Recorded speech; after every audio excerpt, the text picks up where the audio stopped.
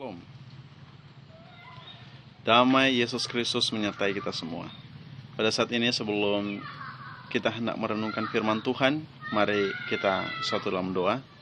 Ya Tuhan, Allah Bapa kami yang bertata dalam kerajaan sorga, pada saat ini kami hendak merenungkan firman-Mu. Kebutuhan terbesar kami adalah tuntunan roh dan kebenaran-Mu. Bersabdalah, karena kami sedia mendengarkan. Di dalam nama Tuhan Yesus, amin. Shalom sekali lagi, saya sampaikan kepada saudara-saudara dimanapun saudara berada.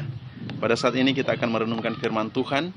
Dan kalau saudara memiliki Alkitab, kita buka ayat renungan kita terdapat dalam Mazmur pasal yang pertama, ayat yang pertama sampai ayat yang ketiga. Di sana kita bisa mendapatkan dua poin penting, kebahagiaan sejati dan keberhasilan.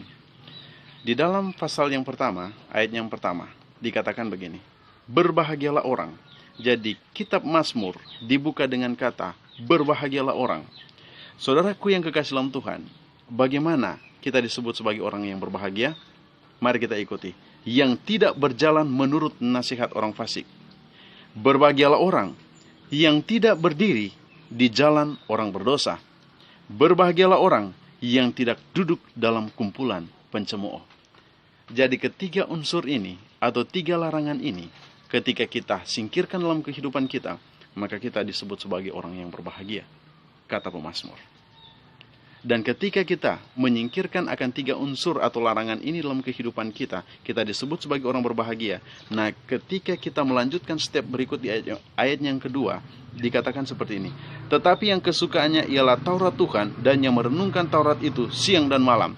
Jadi ketika kita disebut sebagai orang berbahagia, meninggalkan kehidupan yang lama, ketiga unsur larangan tadi, maka ketika kita menjadikan Taurat Tuhan itu adalah satu kesukaan, dan kita merenungkan itu siang dan malam, maka kita akan mendapatkan apa yang disebut dengan keberhasilan. Mengapa keberhasilan? Mari kita ikuti ayat selanjutnya. Ia seperti pohon yang ditanam di tepi aliran air, yang menghasilkan buahnya pada musimnya, dan yang tidak layu daunnya. Apa saja yang diperbuatnya berhasil. Saudaraku yang kekasih, luar biasa. Sekali mendayung, 2-3 pulau terlewati.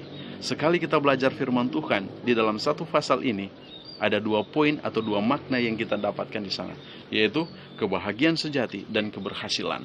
Banyak literatur dunia atau manusia, buku-buku yang diterbitkan untuk menawarkan kebahagiaan sejati dan keberhasilan terpisah-pisah. Tetapi di dalam firman Tuhan ini, ayat yang sederhana yang singkat ini dapat memberikan kandungan efek keberhasilan dan kebahagiaan sejati di dalam kehidupan kita pada saat ini. Saudaraku yang kekasih dalam Tuhan, pemazmur berkata bahwa ketika kita menjadikan Taurat Tuhan itu adalah satu kesukaan, landasan kekuatan kehidupan kita, maka itu adalah satu fondasi yang kokoh untuk menapaki kehidupan kita dari hari lepas hari sampai Yesus datang pada hari Maranatha. Itulah sebabnya saudara, kalau saudara mau berhasil, renungkanlah firman Tuhan itu siang dan malam. Kalau saudara masih hobi menonton televisi, di mana itu menghalangi kita untuk belajar firman Tuhan, singkirkan itu saudara-saudara. Raja Daud sangat sukses mendidik anaknya Salomo.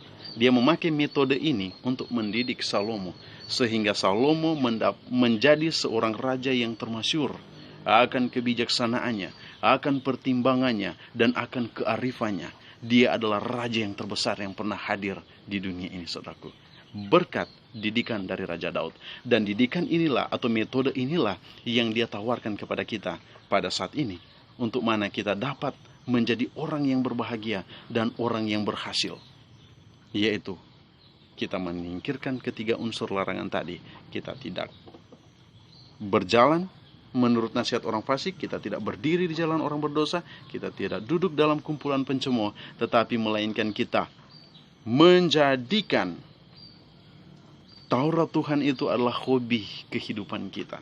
Umat Tuhan, ingat satu hal, bahwa tanpa firman Tuhan kita akan menjadi lemah.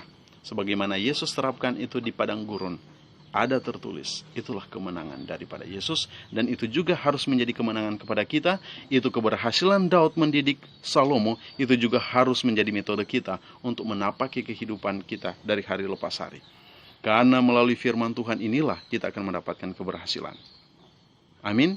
Tentunya kita harus mengaminkan ayat firman Tuhan ini. Itulah sebabnya Apa yang kita akan perbuat itu pasti akan berhasil kalau firman Tuhan menjadi patokan hidup kita. Amin.